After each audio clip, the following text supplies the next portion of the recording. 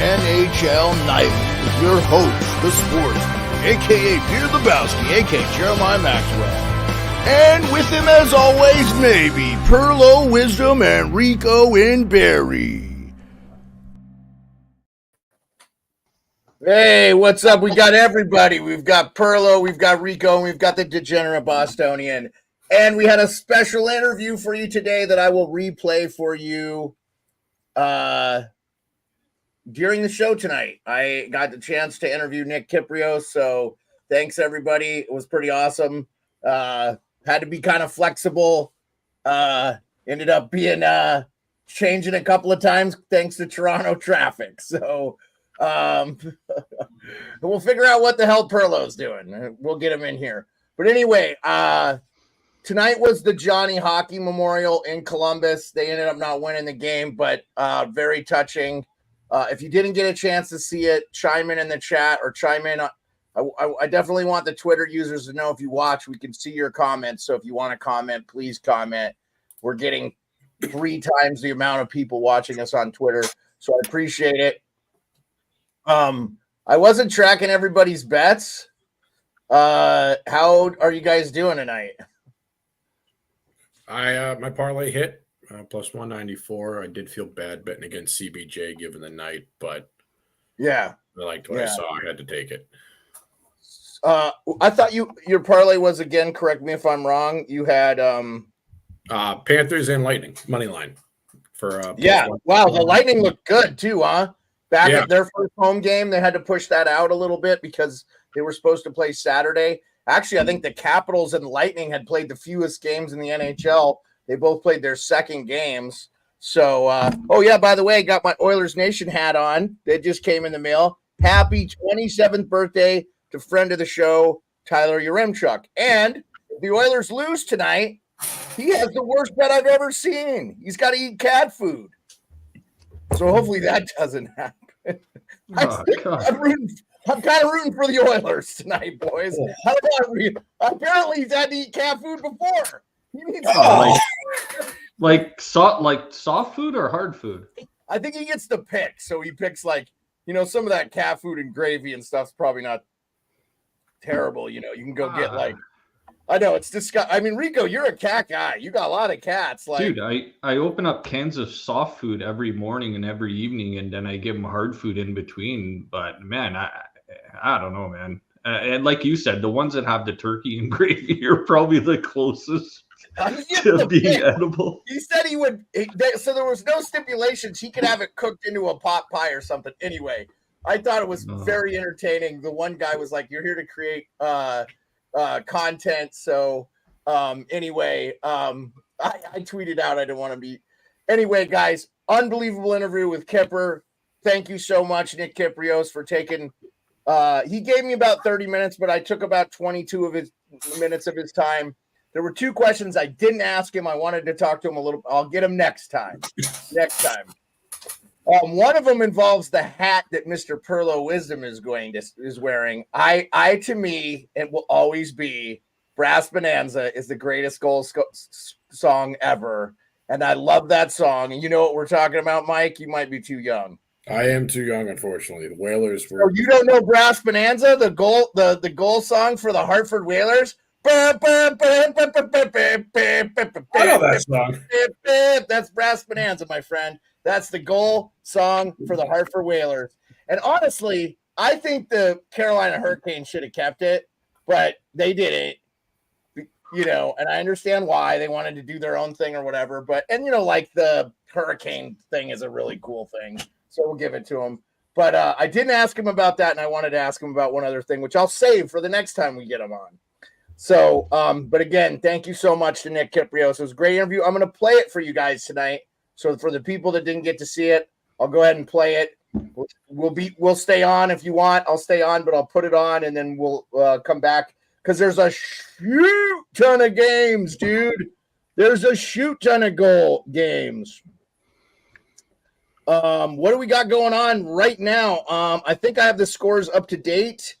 So early games, Capitals looked great, by the way, against the Vegas Golden Knights. Undefeated Golden Knights. I was like, oh, this is a tough series. They looked great. good forecheck, passing the puck, and they didn't have Roy's out for them. He's got a lower body injury, so McElrath had to come in. So looked good, man. Vegas's power play is going to be a problem too. That Olofsson can snipe. Wild spanked the Blues 4-1. Good for the Wild. They needed that win. They've got some injuries too. I think Spurgeon is out and Joel Eriksson-Ek. Now the good news is he only has a broken nose, Joel Eriksson-Ek. So we've got some other injuries I wanted to talk to you guys about. We talked about Lightning Canucks. Mike, his parlay hit. So if you bet Mike's parlay, you want a bunch of money. I'm worried about the Canucks. I'm worried about their goaltending, and there's something missing with them this season. It feels like. So, yes, Dominic, let's go, buddy. Good win for the Caps. Pop you in the chat. So Gustafsson scored today for the Wild. Yeah, I think yep. The goalie scored? Yeah. The goalie got the fourth goal of the game. Or fourth goal for Wild. Okay, yeah, that's right. Okay, that's what Cal was tweeting out. Devils get beat by the Hurricanes. I think we put the Hurricanes a little too early. I think they're still going to struggle to score a little bit, but I think some of that youth and stuff they have in their system is going to be infectious and just help them. And I mean, again, the salary cap Rangers, they just don't pay anybody too much and they just get by with what they've got. I didn't get to watch any of that game though, guys. If you watched any of that game, let me know. I think Pearlo just got snapped away by a specter or something. Did you see him disappear? Like, do the Flyers make Edmonton 0-4? We don't know, CL. I got my Oilers Nation hat on. I'm supporting. I can't let my guy Tyler Yaremchuk eat calf food, man. But I don't know, CL. I tell you what, man. The Oilers are scaring me, boy, and so are the Colorado Avalanche. Anyway, we talked about Panthers, Blue Jackets. I mean, the Panthers are defending Cup champions for a reason. I gave Nick some props for picking them. And we're going to get – that game will drop. The puck will drop here pretty soon with that. And right now we have Kraken Predators all knotted up in the third, 3-3. Sharks and Stars are tied 2-2. The Sharks had a 2-goal lead in that game, though, I believe. But all the goals were scored in the second. Bummer, Macklin Celebrini lower body injury. And then Blackhawks and Flames are all knotted up 1-1.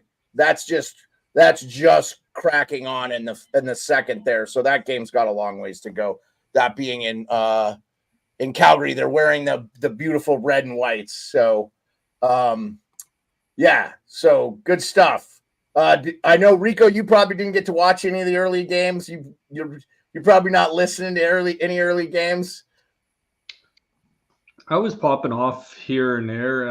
Caught some of the Florida Columbus, especially the beginning of the game when they left wing open right off the opening draw. They took the draw with 4 guys and they let it go down 13 seconds the clock there. And I mean, the game was exciting as well after that. I saw Reinhardt popping in a couple, so he's kind of getting going right where he left off last year too. He's shorties too this year. Yeah. It's Boston. Yeah, signed as a new deal and just, don't worry about it. And I'll still score 50 goals again this year.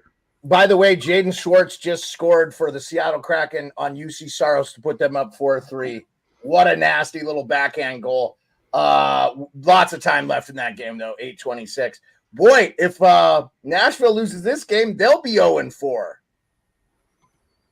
I think Pearlo was on the Preds tonight too, weren't you, Pearlo? No, I was on Seattle. I was. Seattle I was money on line, Nashville. Seattle plus 1.5.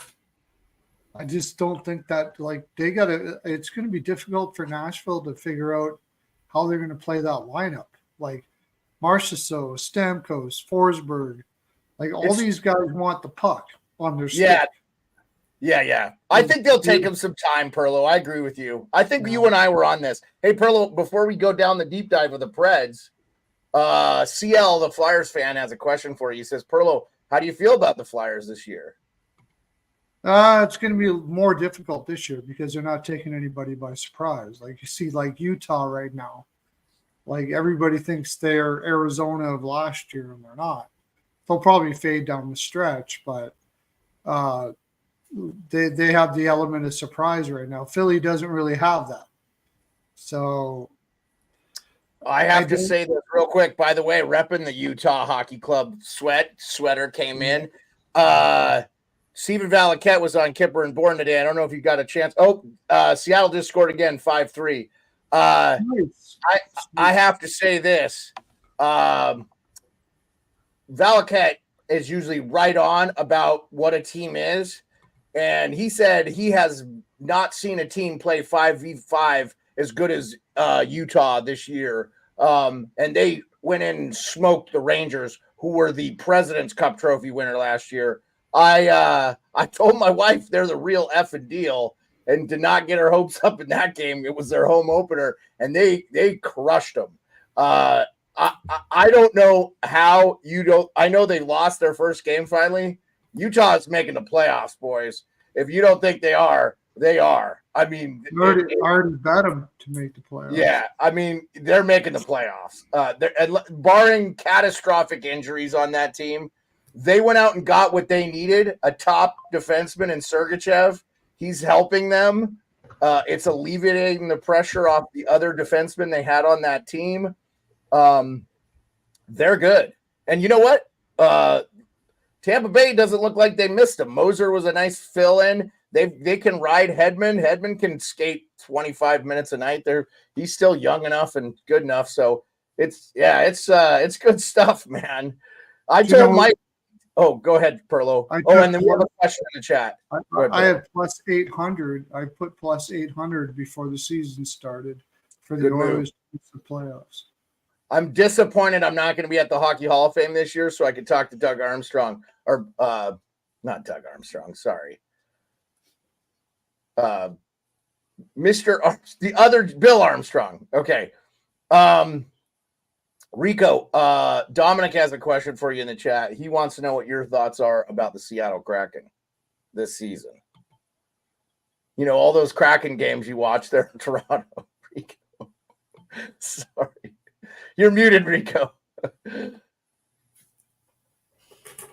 No, getting Montour over there and Stevenson, couple of vets are going to help there. Eberle's off to a great start, which is a huge plus for that team too. So, I mean, they could be a fringe playoff team as well. They just need their goaltending to hold up, but they've still got depth up and down the lineup. Beniers takes another step there, and Vince Dunn continues to play well. So, I mean, Seattle's got a pretty balanced team there. They just need the offense to keep clicking, and they need their goaltending to hold up. Hey, thank you, Andrew. I appreciate it. I know I didn't get to any questions in the chat, but I didn't have time with Kipper, so I apologize. I will tell you, Rico, I love your assessment. I was making fun a little bit, but I believe Vince Dunn is injured for them. Oh, no, he's back. He played tonight. He's got 15 minutes, but he missed the last game. So doing good, Andrew. Thanks for being with us, man. I appreciate you. I'm going to replay that interview for everybody in the chat, so we'll get a little bit of time, which kind of works out because we've got some other games starting up here. I think we've got Edmonton and Philly has got to be underway. Are you watching that game, Pearlo? Oh, why has the puck not dropped? So Edmonton is missing Evander Kane and Yarventi. Farabee is out for Philly. Nick Seeler and Ryan Ellis, but those guys are completely out. Edmonton's got that kid playing on the second line. I think Edmonton switched their lines up tonight. I think they're loading up McDavid, Draisaitl, and Hyman to start the game. Then he got Skinner, Nugent Hopkins, and who's that other kid? Put Colson or something? What's his name? Colson, yeah. For Colson, yeah. He's second line left wing. So I was either taking him at plus 500 for a goal. Don't do it. But Don't do it. I took Adam Henrique instead. He's at plus 500. It's third line center. But yeah, that's a good. Don't take Podkolzin to score a goal. Don't do it. No. No. He's with Arvidsson. Doesn't matter who he's with. The guy's ass. Why are they playing him in the top six then? Because the Oilers suck. That's why. Because the Oilers are stupid. Yep, I have that in the thing, They Jared. totally ruined their whole team over the summer. That's I why will I t- put them at plus 800 to miss the playoffs this year. They're I not will a good team. I will tell you, they're having a tough time killing penalties. Like 5 of 6 they've let in power plays. They miss Ryan McLeod, Cody Cece, Jared Fogle. Not Jared Fogle. Sorry, Warren Fogle, yeah. Yeah. not the They subway guy who's in jail for being a pederast. Sorry. Out of all those players, they get Jeff Skinner. That's what they get out of all those players. Good job. Good job. Yeah. So Val, hey The guys.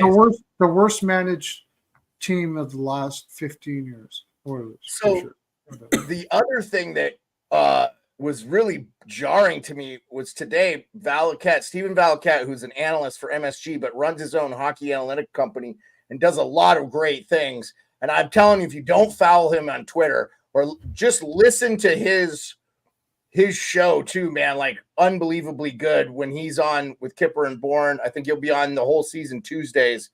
He said that Skinner was the worst goalie off the rush in the NHL. It could be. Yeah. Well, he has the numbers to back it up. So, like, I was like, wow, because I saw Rick's comment about Skinner not being great. And if they're not going to get, wow, Seattle almost scored again.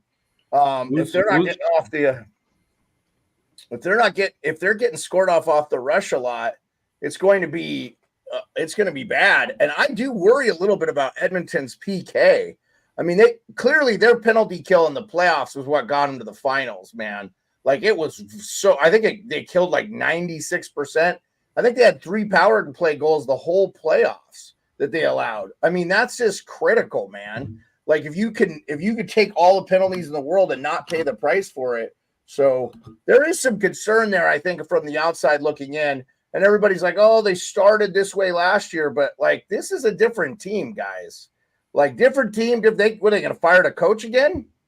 Like, No. You're going to do that every year? You start 0 and whatever? I mean, they were like 3-12 or something. It was pretty bad.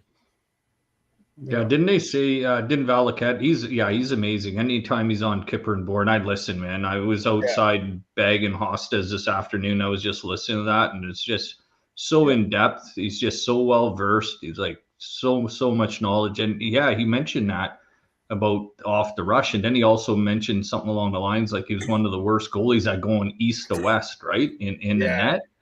And just having all those analytics and being able to break down these goalies by the numbers, it's just... Yeah, it's pretty cool to hear. Yeah, I talked to Kipper a little bit about the Leafs, Rick, too, and I have to say I love what the Leafs did this offseason, and they're playing simple hockey. Berube has them just, instead of trying to make stretch passes, they're dumping the puck in. They're making good decisions and I love your goalies too, Rick. I think it was a good move to sit Wall because Stolarz is plenty good enough. And Hildebeest is looking like he's going to be a goalie they can rely on. And they still have Matt Murray there, too. Like, if he's healthy and then get some games out of him, I mean, not that you want to have a 4-man rotation, but, like, it's not bad. I mean, look, you got a 2-time Stanley Cup winning goalie that when he was on, he was, like, ridiculous. So if the guy refines health and they don't have any rush to get him back in, like, if I'm a Leafs fan, like, I'm feeling pretty good about the start to the year, and you've beaten some pretty solid teams. So, you lost the first game to Montreal in Montreal. He talked a little bit about Montembeault too, which I thought was great in Valaket, saying that he loves Montembeault, but he says he doesn't think he's good on back-to-backs. And if you've looked, like, Montembeault got lit up in the last game Montreal had, he wasn't very good.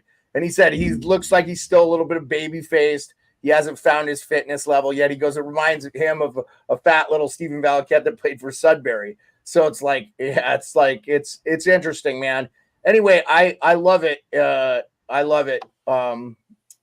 It's awesome. It's awesome. We don't know what the season's going to look like. So if you guys, if you want, I will play the Kipper interview for you guys.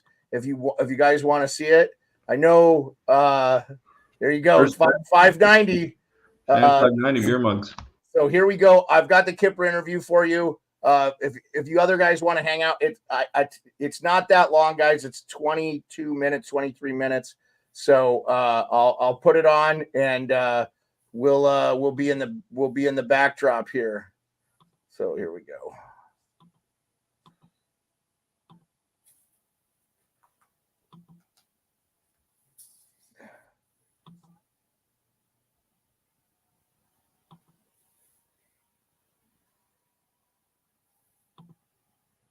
And my guest is over 10-year NHL veteran with over 1,200 PIMs.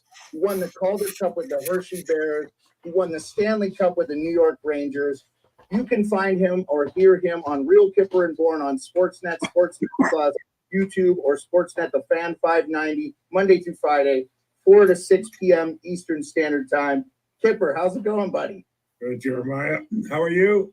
Nice Good. to be with a big fan and a big supporter of Real Kipper and Born, so always appreciated.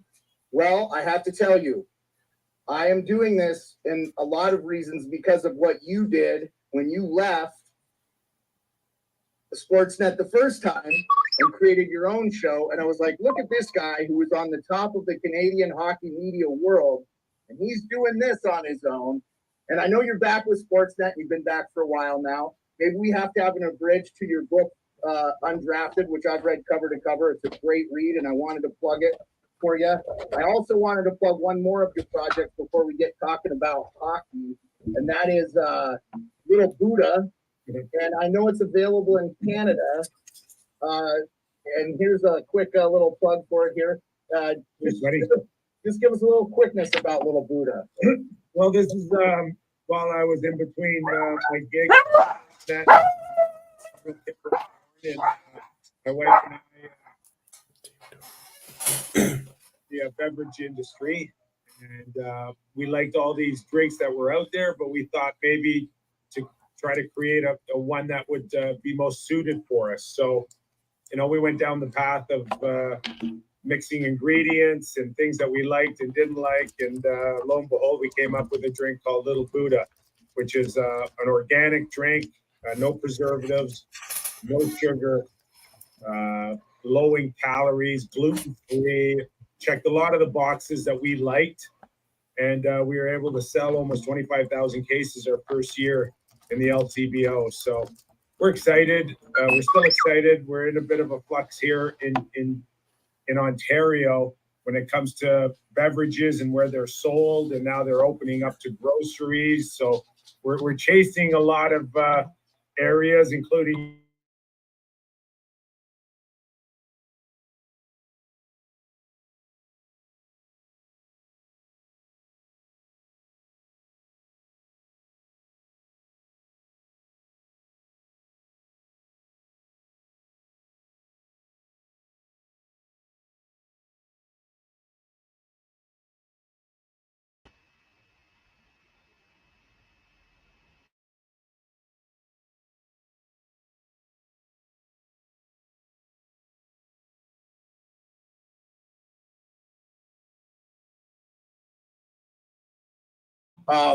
I wanted to message you yesterday, by the way, happy belated Canadian Thanksgiving. I wasn't aware you'd be working, but you were. You're out there hard working with my main man, Justin Bourne, and, of course, Sammy McKee, your producer. Does hockey or just watching the Leafs give you the same feeling that you had when your father, George, scrimped and saved enough to take you to Maple Leaf Gardens? Yeah, for sure. And I was fortunate enough not only to have a dream come true of playing in the National Hockey League, but also putting on a Toronto Maple Leaf uniform and representing the whole city of Toronto. So, yeah, listen, I watch from afar, and, come playoff time, I can tell you that, in a perfect world, being here, having my family around still, my parents are still around, it would be wonderful to see the Toronto Maple Leafs go deep in the playoffs or win a Stanley Cup and share in that community feel. But at the same time, you have to be a professional, and that includes talking about them on a daily basis as an analyst and someone that represents Sportsnet as well. And you got to give your honest feelings, your sincere feelings. And sometimes it kind of jives well when the team's doing well. And then sometimes it goes against a lot of people that continue to cheer for them, despite maybe a 2, 3, or 4 game losing streak or losing in the first round. But there's a fine balance somewhere there between broadcaster and someone that is reminded when you were 7 years old, you thought this team hung the moon. So I'm really enjoying my time here. Been in broadcasting for over 25 years. Sometimes it feels like I'm covering my first game as a broadcaster like I did in October of 1998 when we first launched Sportsnet. Yeah, it's so cool. And you get into that detail quite a bit in your book. So people, I know we don't have time to do a deep dive on that, but just kind of to caveat on that in line, since we're talking Leafs specifically, are the Leafs more equipped for the playoffs now? They got tougher, they got bigger, they got Craig Berube. I like, and I think I know your hockey because I've listened to you a lot now the last 5 years. You've got to like what you've seen early on this year. Well, listen, Craig Berube's a guy that I first broke into pro hockey with. We were both at the Philadelphia Flyer training camp together. We both spent some time in Hershey, Pennsylvania. So I know what Craig Berube's all about. And the one thing that is abundantly clear is his mentality for the game hasn't changed much from player to coach, including when he won the Stanley Cup. Simplicity is a big part of his belief here. More north-south, less east-west, which is, again, I think simplified the game for a lot of players on the Toronto Maple Leafs. So to your point with Craig Berube there, added depth on the blue line, got a little bigger with certain players. There is a bit of a different feel here going into this season, but it really will come down to, once again, the core guys, Matthews, Marner, Nylander. Tavares, of course, is in the last year of his deal, but the other three that I mentioned are in their prime. Is this the year they can finally get it done together collectively? We'll have to wait and see, but there's some people that would have liked to seen one of Mitch Marner, Nylander, or Matthews gone at this point. Sure. It appears that all three of them will get another chance to lead starting this season. Okay, that kind of leads me into my next question because you mentioned him. And I asked this question to Sammy. We didn't have a lot of time to dive in it because it was the end of the interview. But have you ever seen in your 25 plus years of covering the game of hockey as a member of media, and even when you played with the Rangers, everybody that you played with there, have you ever seen a more polarizing player than Mitch Marner? That one is an interesting one to me. And is that just due to the market, or? I mean, I know. I don't want to put you in a difficult situation, but it just feels like he's so polarizing in the city of Toronto. Well, I think Mitch has been unfairly treated in this market, to the point where if they need a scapegoat, if they need someone to blame, he's the first guy mentioned. The narrative is that he doesn't show up in the playoffs yet. If you look at his career point totals, they exceed Matthews and the Nylander, but again, it just seems like he's the first guy that they blame. Whether or not you have to go back years ago when he first demanded a contract that he thought he deserved, and apparently the Leafs did too. There's some people that never got over that they always felt like he was overpaid, but he's a special player. Just ask his peers around the league. Nate McKinnon earlier in the summer talked about being one of the best players in the league, but there's a frustration with the Leaf fans, and we know that. It stems from 1967, the last time they won a championship. So, it's not uncommon for major markets, New York, Toronto, Vancouver, Montreal, to find someone to blame for all of it. But like I said, very unfairly on Mitch Marner. And now it'll come to a head one of three ways. Still, he resigns with the team, he gets traded before the deadline, or he walks as a UFA. But this will all come to a head in a very short period of time this season. Well, they maybe need to take a page out of Tom Berenger's book from Major League and just win the whole bleeping thing, huh? And then the Mitch like Marner, that would be good. Yeah, I can say this just from an outside observer, seeing watching Toronto celebrate the 2019 Raptors, I can only imagine what the Leafs would be like. Just you see what they are pregame, having been to those games now, having gotten an opportunity to spend a little bit of time in that town. Like Mitch, I was born and raised here, so we all fantasize about it, and we all dream of being on the roster when it happens. And as much scrutiny Mitch has been under over the years, there has to be a part of him that still says what it would be like if he ever won a championship here. And that's the lure. That's the lure for him. That was always the lure for me and anyone in between 1967 and today, is being a part of a championship. Well, you did that in 1994. You were with the Rangers and you broke their long dead streak. I know you weren't the deciding factor, but you got to play and you blocked shots and you took penalties and you did what you had to do. Just describe to the listeners what that feels like, what that moment was to you. You're there, you're in that iconic picture with the guy with the sign that says, "Now I can die in peace." Just if you can, just to the casual, how does that feel? Well, first of all, we just got the team together. Mark Messier had the team together last month for a little get-together reunion. 30th anniversary was back in June, and it was like we were never apart. But here I am 30 years later, Jeremiah, and I'd be lost of words to try to describe it, to be honest with you. And I don't think I could still do it justice. It's just one of those surreal moments where you don't even, you can fantasize about it, but you can't really connect to it until it happens. And then once it does happen, it's like an out-of-body experience, for a very long time. But it's so special and it's so hard. And again, every year I'm removed for it, I'm reminded of how difficult it was and how the stars have to align. And I'm not just talking about stars like Messier, Graves, Leach, and Richter.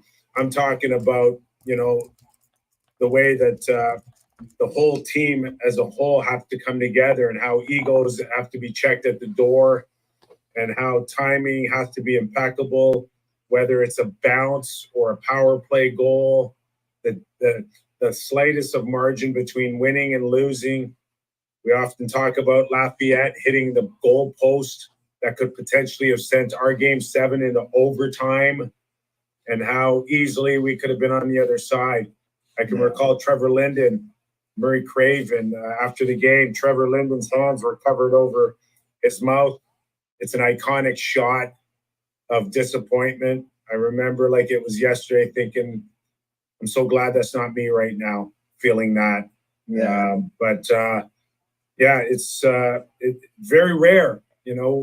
We've got thousands upon thousands of players that have played in the NHL, and yet, it only seems like a handful get their names on the Stanley Cup. So I feel very blessed, very fortunate to be one of those names. Yeah, I have to say this too. I feel like that 94 team is very special. And I want to talk about one of your teammates that's on there. And I know you're very close with this man. He was in your wedding party. And I just want to talk about him real quick because of what he does now for a living. And that's Glenn Healy and the Players Assistance Program that he helps run. Can you just say what a alumni association, my bad, gentleman in your life, and then what he does for former NHL players, and if there's anything the people that are listening can do to help get involved in those programs to help with the former NHL players and stuff? Absolutely. I've had a lot of teammates over the course of my career, both professionally or in junior, even in minor hockey. I don't think I've ever been more proud of a teammate than I am with Glenn Healy and his work with the NHL Players or NHL Alumni Association. Mark Napier, prior to that, was the president and the leader, and did a nice job in his own right. But Glenn somehow, some way, has taken the model of the NHL Players Association, maybe through Bob Goodnow, and has really formed our association into a corporation, a company, and he's done basically what Bob Goodenow did, was rally all our names and likenesses together. And when you have the likes of a Wayne Gretzky, a Mario Lemieux, a Bobby Orr, some of the greatest players in the history of the game, it's easy to go to corporations and now, command money that can compete against even current players. And what he's been able to do is turn our association into something a lot bigger, but at the same time, making it a number one priority to make sure that the health of the association with its 1,800, 1,900 collective members are feeling like they're a big part of the community long past playing. And that's not necessarily an easy job, because we do know that many of our alumni do struggle in many ways, either financially or through mental wellness. And Glenn has been there every step of the way to support them. And again, the short period of time that he's been involved, he's moved a mountain for us and continues to do so. And I urge any other ex-player out there who has not contacted Glenn Healy or the NHL alumni to do so. It's an easy reach out through the internet. It's not hard to track down a guy like Glenn Healy. Get involved, be part of our community. It's a wonderful one. And again, very, very, very proud of Glenn Healy and his team now at the alumni. Yeah, I wanted to bring that up because I think it's so important as a member of the military that served for 25 years and have struggled with those same things that a lot of NHL guys go through. I just love that there's a program there, and it's anchored by an amazing personality, but a guy that really, truly cares. And then just a final caveat on that, I believe anybody that ever played in the NHL can reach out, right? And it's anonymous if you need any help or anything. So definitely encourage you guys to get out there and look. And I really appreciate you taking the time to talk about Glenn and that program. I didn't have anything more specific, but I did want to talk a little bit about what's going on early in the season here. You're one of 3 guys at Sportsnet that didn't pick the Oilers to win the Stanley Cup, which I know you, and I feel like I love that you stuck your neck out there, even though I know it'll mean a lot to the country of Canada. We're seeing, though, they're missing maybe a little bit of mojo that they had last year. And I know they started the year rough, but something feels different about this team. Also, Colorado, we're not seeing Detroit maybe click. Nashville added over 100 goals now. They haven't clicked yet. What were your early, musings of the Stanley Cup, the season this year? Well, first of all, just to be clear, I didn't pick Edmonton, but I'm certainly not writing them off after 3 games. I learned my lesson last year on a tough start. But saying that, I just felt like the blue line didn't improve. In fact, it may have even taken a step back. I was never a huge Cody Ceci fan, but I've learned to appreciate him a lot more. He was great on the penalty kill for the Edmonton Oilers and what he was able to do to help them get to a Stanley Cup final. I personally thought, Broberg was a guy that I would not have given up on. Holloway is a forward, and I like my chances of replacing a forward a lot more than I do a blue line, especially a guy that I've invested in, over the last few years. Broberg now is on the second unit, I guess, in St. Louis, playing with Justin Falk, playing 20 minutes a night. And I just think he was finally ready to take a next step. So I did look at that blue line and wonder, is it good enough as is to get to a Stanley Cup final? And I didn't think it was.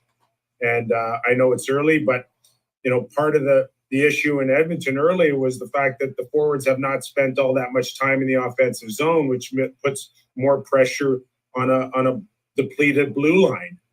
And, Evan Bouchard, again, wonderful talent, can put offense up like an Erik Karlsson, but he has his challenges in his own zone as well. So I don't believe for one second this team will look like this on the back end come March, but they're going to have to They're going to have to buy their time and wait for the right opportunity to improve the blue line. But those were the issues that I saw in Edmonton that lent me to believe that it'll be a tough time getting to another Stanley Cup final. Yeah, no, and I just appreciate your honesty, and then also to have the courage to go against the grain a little bit there. I think what we see now is the more we get into this salary cap era, I think every season is very unpredictable, and you never know. I did want to ask you, I was a little bummed out that I didn't see you walk the line for the Capitals' 50th anniversary with as a member of one of their alumni. I know probably work and family commitments kept you away from that. Yeah, very disappointed. Very disappointed I couldn't make it.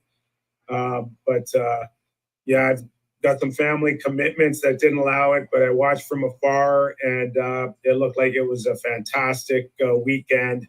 So happy for many of my ex-teammates or even the ones that came before me in the Washington organization that really had a chance to reminisce of what fantastic growth there's been in the nation's capital when it comes to hockey in the NHL. So it was wonderful to watch and see. Yeah, just make sure you write them and get your jacket. You need that alumni jacket. That's a sharp-looking jacket, and I'd love to see. Looked like a great jacket. Yeah, I saw that, and I'm like, next time. Maybe I got one waiting for me. Who knows? Well, hey, Nick, I so much appreciate you taking the time, and thank you for staying in constant contact with me during this process. You can't do anything about Toronto traffic, but I really appreciate you taking the time to spend with me here just a few minutes. Again, check out Nick's book, Undrafted, try Little Buddha, listen to Real Kipper and Born. Not a lot of great things have come out of Alaska, but our friend, your co-host, Justin Bourne, went to the University of Alaska, Anchorage, so I like to be proud of that. I know you enjoy working with him. And you've got great chemistry with Sammy, and he provides that fan perspective. Keep up the great work, my friend. Thank you again. It was a very dream come true to interview you and talk to you just for a few minutes. Thank you. Well, Jeremiah, like you said, we just recently celebrated Canadian Thanksgiving. I've got a lot to be thankful for sure. You mentioned Justin and Sammy of Real Kipper and Born, but I'm also thankful for hockey fans like yourself who have the passion for our game, who appreciate it, appreciate in whatever way that I or anyone else can bring you the joys of hockey. I'm now looking at your set right now, which looks fantastic. You're doing what you love to do, which again speaks volumes. And equally as proud of you for taking your bat off the shoulder, if I want to use a MLB playoff term, and going for it. You look great. You look like a pro. And I'm equally proud to be on this show with you today. Well, thank you so much, Kip. It means a lot, man. And again, you're a big reason because of it. Big inspiration to me, my friend. Thank you, Jeremiah. Okay. Yeah. I'll unmute all you guys. Thank you so much, guys. Again, thank you so much to Nick Kypreos. What a great guy. I super appreciate him. My wife is giving me props in the thing. I wanted you guys to be a part of it. Sorry you guys couldn't be there, but it was just kind of the way it goes. Sometimes it's just easier for me to do these one-on-ones, schedule and stuff, but maybe we'll get him on a live again. He had some nice things to say to me, and I really appreciate it. And again, 100% Nick is the reason I'm doing this. And just to say, like, I saw him top of his game, being an insider for Sportsnet. He leaves and starts Line Movement. Now he's back with Sportsnet, but he inspired me, man. And Frank Saravelli, those guys, I watch him daily face off. He left Sportsnet, doing his own thing. Just makes me feel like it just made me realize, and everything I've ever read is like, if you want to start something, just start it. And I wouldn't have been able to do that without Pearlo and Rico. Pearlo brought in Rico, but Pearlo and I did some show years ago where we were just talking with each other, and I think it was Pearlo's show. And we were like, oh, we just we like a lot. We really think the game very similarly, And even though we tend to disagree on this show, which I don't think is necessarily bad, I really appreciate it. And yeah, maybe I don't get 11.2, K in my chat like Heat Daddy or whatever, but I'm not a fucking idiot either. So, Well, I actually, the reason why we came on is I was watching your show, and I reached out to you to come on to my show because I liked your show, and then you came on to my show, and then we did that. So yeah. Yeah, and now we've been together now we're going on our second year with Rico and Pearlo, and we're so glad to add Mike, the Degenerate Bostonian. I wanted to tell you guys we'll be here this week, just Wednesday, Thursday, and then Mike will be back for yes, Rick, you were my first supporter. Thank you so much, Rick Smith. And I got your photos back up here somewhere. They're right up here somewhere. They're right behind the old time hockey right here, Rick. I got some rearranging to do yet. So, but we great that Mike, I met. So we will have the college hockey show Friday, but there will not be a show Friday afternoon. I have a friend in town. I missed him last time. I want to see him and his dad. I help his dad out from time to time, but they live quite a bit. Jason lives in Portland, and his dad lives about an hour and 40 minutes away, so I don't get to see him as much. But so there won't be a show Friday. And I wanted to tell you guys the reasons, because Friday's kind of a chill show. We definitely loved having Tim York on. That was funny. It's off the rails Friday with Tim York, so we'll try to do that from time to time. Mike's schedule, hopefully by the end of November, is going to start to settle down, so we might get him a little bit more, which is awesome. But we will be talking Friday, 2 p.m. Eastern. A little college hockey, the little Jersey addition to the show, little Boston University, Mike's neck of the woods. Mike, give us some of your thoughts from the games early. Did you get to watch any great college games this weekend? I went to had 3 college games. Got to go to the Bees Saturday matinee. I had a pretty busy weekend. Really, really liked the ones I got to watch on TV the most. There wasn't a lot going on out here. Arizona State showed up. Splitting with Michigan was good for them. I think we were all privileged, those who got to watch Michigan State, BC. They were 2 wonderful heavyweights going at it. Yeah, I watched it. I want to give kudos to Providence Friars. They sold out this weekend. I hate you guys. I'm not spending $200 on a ticket. Arizona State's in town. But kudos to the students and the alumni buying up both of those games. A little salty about that. But I stand by my picks. The Terriers of Boston University and Michigan State Spartans will be the national champions. I think that is the matchup we will all see, unless they somehow get paired in the same bracket as a 1-2, and then therefore whoever wins that, in my mind, will be the winner of everything. Yeah, and we'll get in depth more on college hockey Friday on the College Hockey Show at 2 p.m. Eastern. And if you can't watch it live, just go back and watch it on the re-air. It'll be under my live tab. And I'm going to try to do clips. I've got a thing now where we'll get some clips from there. Mike's going to give you a bunch of good stuff. He's going to 40 some odd college games a year, and we'll meet up together at the Frozen Four, and we'll have that opportunity. So, all right, boys. Is it time to panic? Rico, you're muted, so I definitely want to hear from you. Is it time to panic in Edmonton?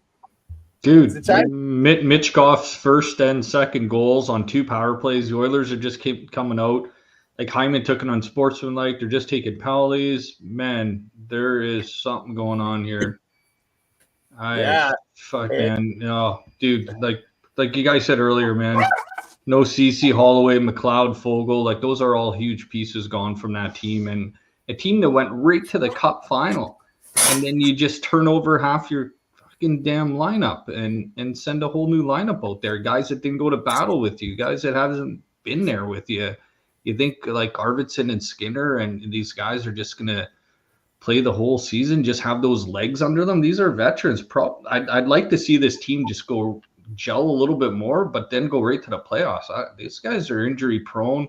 They're prone to be slower. They're not as quick. The youth isn't on their side anymore. I don't know, man. Don't hit the panic button 3-4 games in, but geez, I know they went on a deep cup run, but so did Florida for 2 years in a row, not just one. And they're coming out. So, well, I mean, and Rico, let's talk about that real quick. I want to hear what you think, and then definitely Pearlo, who's there in Edmonton. For the time being, we've got to milk this a little bit, where Pearlo's rolling around doing his job, listening to Low Tide and all the crazy stuff going on at Edmonton Sports Talk Radio, which is going to be Armageddon tomorrow if they end up losing this game. But Rico, compare the difference between the Florida that made the 2 cup runs and then this Edmonton team. To me, and let me ask you, just roster, what did you feel like Florida versus Edmonton as far as the rosters 2 years in a row? I mean, the thing is, Florida didn't change a whole lot after that team that went up against Vegas. I mean, that's when the broken sternums and everything were going on, so you couldn't really give Florida a chance. But they pretty much ran it back with the same team. Some of them were on expiring deals, and they kind of lost Montour and a couple other guys on that roster. But I don't understand why Edmonton just couldn't make it work. They got screwed over by Armstrong in St. Louis, and I don't know if that's just leaving a bad taste with the guys' mouth in the locker room, and maybe they're just not gelling together as a team, different personalities. You got other veterans. I gotta ask you though, hold on a second. I have to push back on that just a little bit. I don't think they got screwed over. I think they knew these guys were going to be RFAs and had an opportunity to sign Holloway to 1.2 early in the season and chose not to. And then they should have kept Broberg. I mean, it's obvious now they should have kept Broberg. In my opinion, they should have kept Broberg. Probably could have lived without Jeff Skinner and probably kept Philip Broberg. Do you think Holland did it because he knew he was on his way out anyway and didn't give 2 shits, and his buddy Armstrong he's golfing with said, hey, fuck, I'm out of here soon. You guys can have these guys anyway? No, I think that's a bullshit myth that hockey fans like to say. I think that they probably just decided they could get them done cheaper and didn't do it. I mean, and Doug Armstrong saying he'd offer sheet his mom. I thought that was great. Just like, isn't it Rob Ray? I'd fight my mom for another chance. Yeah, and I think Cece was the nail in the coffin there. Once all of a sudden Cece just disappeared and went to San Jose, I think that probably hurt the most out of all of them that left. Well, okay, but they traded Cece. And they brought back Emerson because they thought analytically Emerson could fill in the role. That obviously is not happening right now. And I'm not saying that that's not going to be the case. But they also traded Ryan McLeod, who was a really big part of their penalty kill, and they didn't re-sign Warren Fogle. To me, I would rather have Warren Fogle in the lineup than Jeff Skinner. Yes, you're not going to get 35 goals from from Warren Fogle. But Warren Fogle scored some big goals in the playoffs, and he was defensively responsible. He's faster. He's more physical. Yeah. And he's more of a playoff player than Jeff Skinner is. I mean, Jeff Skinner doesn't know what it's like to play in the playoffs. Yeah. See, and that's where I'm at with that. So, Pearlo, I got to hear from you on this. I know you bet the plus 800 that Edmonton wouldn't make the playoffs. What clicked in your brain that just said, this is why I wanted to do this? Well, first of all, I'm not a big Jeff Skinner guy to begin with. Forget about the fact that they were going to lose. I didn't even know that they were going to lose Holloway and Broberg because they signed him. But, I mean, the guy's been a puck hog and a cherry picker his whole career. He's been a selfish player his whole career. And do you want to bring that into your lineup and lose McLeod, Broberg? I mean, I didn't even know they were going to lose those two, and I still didn't like the move to begin with.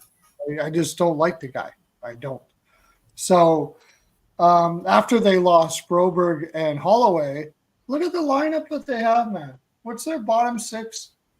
It's nothing. They have nothing in their bottom six. Arvidsson is usually going to be injured most of the time.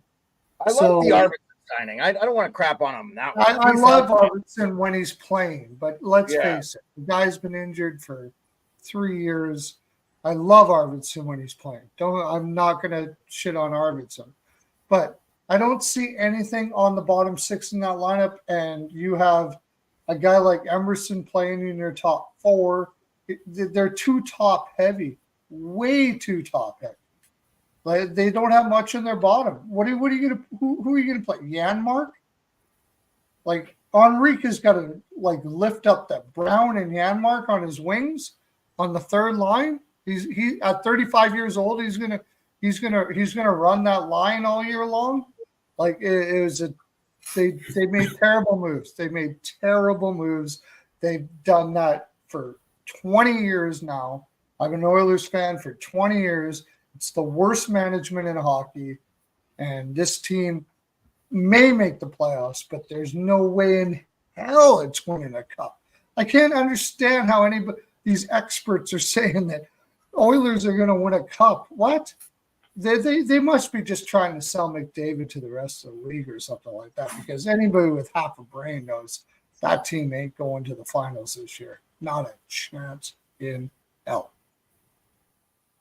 I think Nick is listening to us, and he sent us a thing from ESPN that showed Jeff Skinner, and it's a photo of Connor McDavid. Oh, I did. I saw it, Nick. I'm just saying.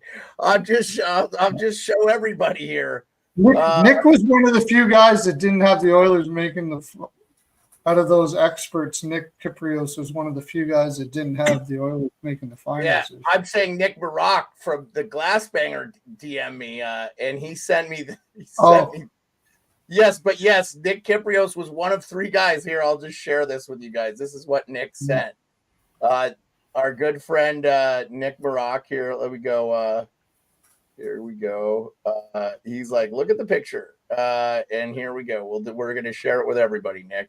No worries. Since you brought it up and you were listening to the show, that looks like McJesus to me there.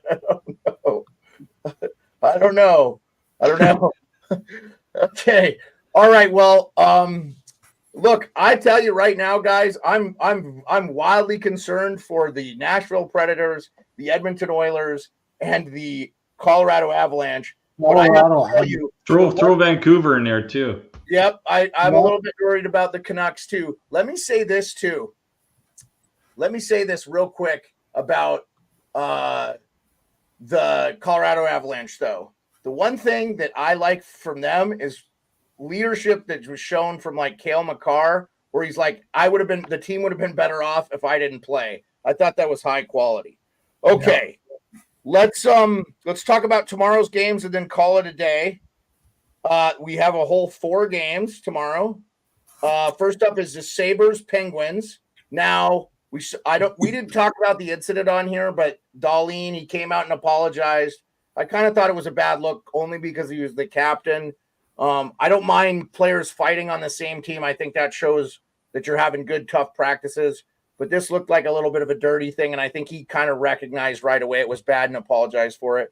I definitely want your guys' opinion on that, but Buffalo's plus 110 against Pittsburgh. I'm not ready to give up on the Sabres quite yet, and I'm not sure the Penguins are an elite team. They're getting some elite play from Malkin. I think Malkin leads the NHL in assists or something. He's right there.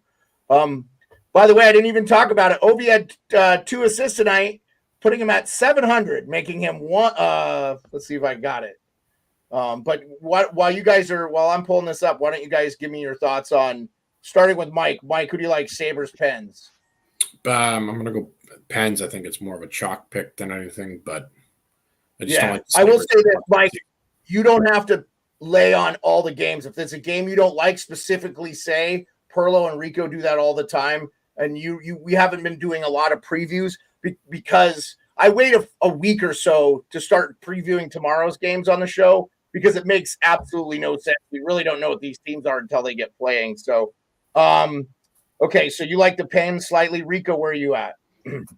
Yeah, I don't mind the Sabres here. Pittsburgh's been on the road, I think, for the last 3 games. They played, I think, Ottawa, Montreal, Toronto. So that's a lot of games. Go back home against Buffalo. I don't mind taking the Sabres in this game. It's a front end of a back-to-back for Buffalo. So as long as they start Pekka Luukkonen, I know he's looking for his first win. So I think he gets it in Pittsburgh tomorrow night. Okay. And, plus 110 is not bad money there. Pearlo, what are you thinking, my friend? Yeah, what are you getting? Plus 175 for the Sabres in that game? That's what I'm seeing right now. Is that right? Plus 175? Just on pure. in regulation. DraftKings is giving plus 110. Are you In regulation, it's plus 175. Okay. So you got plus 110 against minus 130. Pittsburgh coming back after a win against Montreal. And neither one of these teams have been playing defense worth a damn. That's the thing I see here. So if it's a 6, is it a 6? Are we getting a 6 here? I'll take the over. It's a 6. Yeah, it's a 6. Yep. I'll for take sure. the over. I'll take the over. Okay.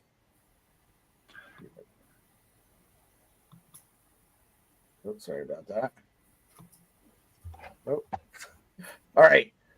Just if you look, these are the 7 players that have 700 assists and over 700 goals. Gordie Howe, Phil Esposito, Marcel Dion, Wayne Gretzky, Jaromir Jagr, and Alex Ovechkin now. Pretty cool.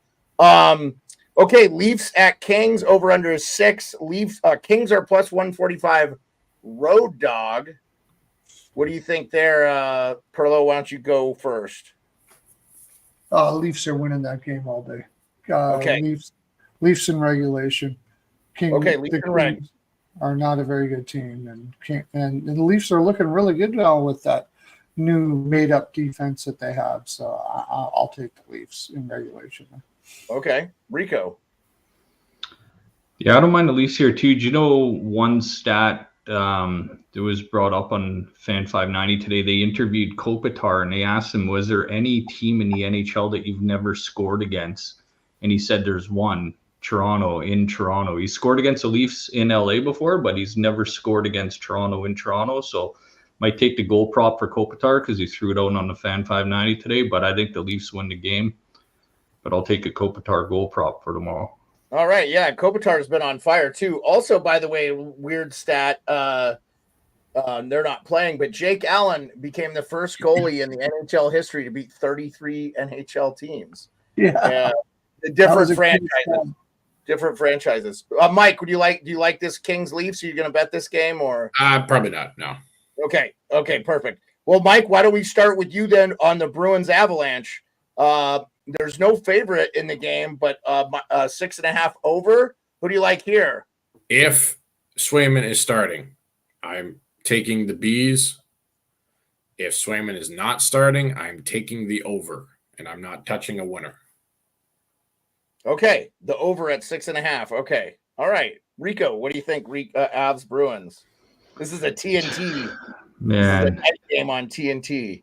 Yeah, I think the Avs show up. I think the way for them to win, it's got to be low scoring. Like the Avs got no Jonathan Drouin, Nikushin, Landeskog, like Devon Tays is day to day, so he might not even play. Gorgiev's a dumpster fire. Like, man, this is a problem for Colorado right now. Yeah, and Boston's only lost to the Florida Panthers. That's their only 2 losses. Like, yeah, they can't beat Florida, but they're not terrible outside of Florida or playing Florida at home. Yeah, I might just lay off of this one and maybe take a goal prop here and there. But sure. Pearlo, are you feeling the same as these guys? Well, Colorado's been trying to play defense, and they're just not good at it at all. They allowed 6 goals in their first 3 games. Yeah, they're the second worst goal differential in the NHL right now, behind only the Edmonton Oilers, believe it or not. So because they don't really have that much offense past their top line, and now they're going into Boston. That's a long trip. You're coming off of that's a long trip coming from Colorado to Boston there. But I do think that they need to get on the road and be able to get rid of the noise and just focus on their game. But I don't think it happens here. I think Boston wins this game, and I would go. I actually like the under in this game for. Yeah, I was going to say, you know what? As much as Colorado's given up so much offense at home, I think here on the road they're gonna really shut her down. I don't think they're going to try to run and gun against Boston, and Boston doesn't really have all that much offense. So if it's a 6.5, is it a 6.5? I got 6.5. Yeah, 6.5. I'll take Boston in the under then. Yeah. Okay. Well, Pearlo, why don't you kick off Utah Hockey Club in Anaheim over under 6? The Ducks are a home dog. at plus 110. And you know what? I understand why. I like Utah all day in this, and I like the over. Go ahead, Pearlo. Who do you like? Yeah, I'm pretty much the same way there. Okay. I think they had a little fun in New Jersey there after they won all those games, and they had a little before you go home, like. Well, New Jersey's a good team, Pearlo. I mean, they're a good team. They're going to be a playoff team. That's true, but I mean, they looked like their legs were done. But against Anaheim, Anaheim's a team. They only scored 2 goals against San Jose, and then they went into Vegas and got their ass kicked. Anaheim doesn't look any better than they looked last year. I think Utah, it's like, we're going home after this. Let's give her. I'll take Utah. I'm not sure I'll take the over, but I'll take Utah to win this one. Yeah. Rico, how about you, buddy? Big Utah Hockey Club fan in the chat, by the way, my wife. Yeah, Utah's averaging 4 goals a game right now. Their shooting percentages skyrocketed too, so they're putting everything in that they're shooting on that right now. The only problem with them is I'm going to take Anaheim here, and one of the reasons is basically Utah is coming off an Eastern road trip. They went to the Islanders, Rangers. They played a ton of hockey already. They've played 4 games already. Anaheim's only played a couple, and they flew to New Jersey. Anaheim's third game of the season. Yep. Yeah, so they flew to New Jersey. Then the next day they got to fly all the way over to Anaheim. Anaheim's sitting at home waiting for them. Yeah. And this is their last game on this road trip. Then they're looking to the being at home against Boston Saturday night. I think still a look-ahead game for Utah here, and a little bit of travel, a lot of hockey in a short period of time. I actually love Anaheim in this spot. Yeah, I mean, they're plus money. And I will say, let's not forget, no John Gibson. He got the appendix, so they have to play Dostal. And Dostal was money last year. Look what he did to the Leafs. A good scoring team. Mike, how about you, man? Do you have any on this game or? Yeah, I'm taking Anaheim straight up at home. Okay, plus 110. I'm going to throw a parlay in too because I can do it here. Plus 1.5 for Anaheim with a Connor Gauthier goal. Cutter Gauthier. Okay, Cutter Gauthier scores. Yeah, and it's their home opener. It's Anaheim's home opener. Yeah. He hasn't scored yet. We're going to get Annie OD on this chat. She's my white whale now that I've got Kipper on the show. I wanted to thank Kipper one more time. Thanks for being on, Kipper. We'll see you guys tomorrow at 10 p.m. Eastern. I appreciate everybody. Have a good one, guys.